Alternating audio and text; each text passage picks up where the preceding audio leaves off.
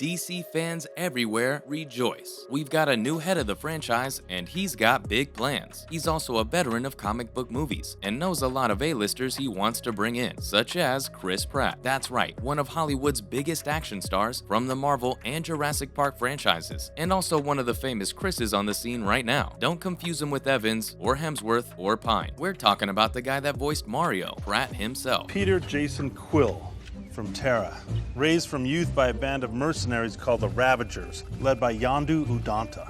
Oh, I'm sorry. Fans of comic book movies will have seen him as Peter Quill, or Star-Lord, in Marvel's Guardians of the Galaxy. James Gunn, DC's new head, was the director. Gunn has already cast a couple of old pals from the Guardian movies in his move to DC. He put Michael Rooker and Sean Gunn in the last Suicide Squad movie, and they did a stellar job. It's so much worse.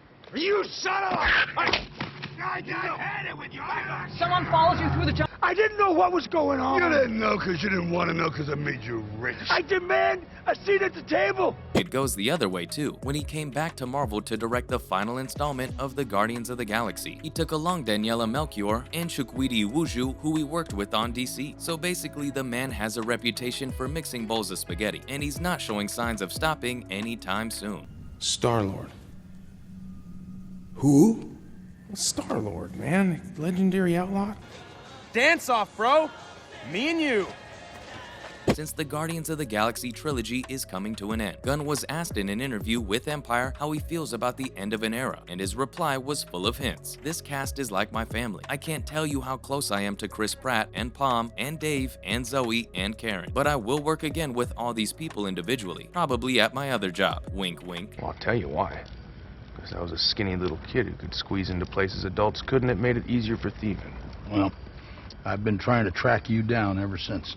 He also said that while the final volume of the Marvel trilogy is his main priority at the moment, calling it his day job, planning the future of DC for him has been a healthy part-time job that's at least another 40 to 60 hours a week. Well, no one can say he's not dedicated to either boss.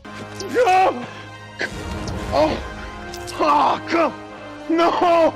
No! The ones at his main job and his other job should both be pleased. The other job in question, his position as the brand new architect of the DC Cinematic Universe. Gunn has already directed one big movie for DC Studios, and that was their latest Suicide Squad adaptation. There's already been two in the past decade or so, but Gunn's version definitely had a ton of positive feedback from fans, and it seemed to usher in a new era for the DC Cinematic Universe. Since then, he's also been at the helm of a DC TV series called Peacemaker, starring John Cena, who also acted in the aforementioned Suicide Squad film. See, Gunn loves a familiar face. After the success of both of these projects, I hear it is the thing to do to make people like you.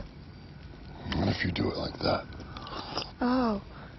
James Gunn was promoted to co-CEO and co-chairman of DC Studios. Kudos to him. He definitely deserves it, and he's not taking it lightly either. He's already made some huge changes to the DC roster. One notable example being removing Henry Cavill as Superman. The fan pushback against that decision was kinda big, after the success of Man of Steel, not to mention Cavill's clear love and dedication for the part. In the end though, all we can do is trust. Besides, seeing as Gunn has shared his ideas of rebooting the entire universe and starting from scratch with the young Superman and Justice League, Cavill simply wouldn't fit the role anymore. Sorry, Henry, we still love you. Despite pushback from fans though, Gunn's still pushing forward and seems confident in his decision. He's also been teasing a new Superman film with a young Clark Kent at the Daily Planet. Fans are thrilled about the potential of seeing a younger version of their favorite hero grow and develop. He's also mentioned, as of yet, an untitled DC show that we don't know anything about. Mysterious, right? Given Gunn's reputation for taking lesser-known characters and bringing them into the spotlight, fans are hopeful it won't be another repetitive take on the same overdone characters and will bring something new to the table. Maybe someone like Bane. We've all seen the big bad bat face off against countless Jokers, but we haven't seen nearly enough of Bane. If fans have their way, we will soon, and it seems more and more likely given James Gunn's proclivity for focusing on the villains. I mean, look at his track record. Suicide Squad and Guardians of the Galaxy both feature a team of villains gone somewhat good, and John Cena's Peacemaker is a morally ambiguous bad guy. Dave Bautista, who plays Drax in Gunn's Guardians of the Galaxy trilogy, has already gone on record to talk about how much he would love the chance to bring Bane to life on the big screen. I will be free of these shackles soon enough and I will kill you.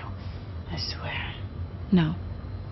You're gonna live out the rest of your days in a prison on Xandar. Since Gunn has already confirmed that he's likely to be working with one of his previous cast members in his other job. Is this going where I think it's going? Bautista has also been making headlines lately for his role in Rian Johnson's Knives Out sequel, a hit Netflix movie with a similarly star-studded cast. His character was a fan favorite, and people are eager to see more of his acting range, and he's eager to show it. He's spoken out about how the next Guardians movie will be his last time playing the brawny alien Drax in a Marvel movie, which also conveniently leaves him open for a move to DC. In an interview with GQ recently, Bautista mentioned how grateful he is for Drax and how much he loves him, and so do we. But he also said that he was glad to be done because of how difficult it was playing the character, and also because it's annoying playing someone that I just don't know if I want Drax to be my legacy. It's a silly performance, and I want to do more dramatic stuff.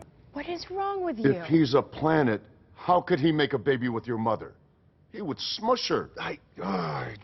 Well, it doesn't really get more dramatic than a Batman villain, does it? The last live-action version of Bane was Tom Hardy's depiction in the 2012 Bale film The Dark Knight Rises, and it's one of the most iconic portrayals of a Batman baddie to date. Bautista has acknowledged himself how good Hardy's version was, but his passion for the role is unmatched. Apparently, he once walked into Warner Brothers' office for an appointment with DC and told them he wanted to play Bane, and since then he's been fully campaigning for that role. I don't know why they're after us. What a mystery this is. And after the box office flop that was Black Adam, DC desperately needs some fresh blood in the mix, such as the upcoming Flash solo film starring Ezra Miller. Many thought plans for the movie would be scrapped after the controversy surrounding its principal actor, but it seems to be still going strong. While Wonder Woman 3 was abandoned, Aquaman 2 was not, and while it seems Gunn is still keeping some of the old DC stars around, the majority of the franchise will have to be newly casted. Fans online seem to have the stance that entirely new faces should fill that roster. Well, it's a catch-22, because if you said it, then it would be spoken and you'd be a liar. So by not saying it, you are telling the truth. And here's what James Gunn had to say on that. We have hundreds of roles to cast. As I've always done, some will be brand new faces. Some will be actors I've worked with before, and some will be actors you know who I've never worked with. That stuff about my father. Who does she think she is? I know you're sensitive about that. He also added that the only thing that matters in the end is if the actor fits the character they're cast as. And of course if they're easy to work with. So true, bestie. That's right. Do you shoot tasers out of your face?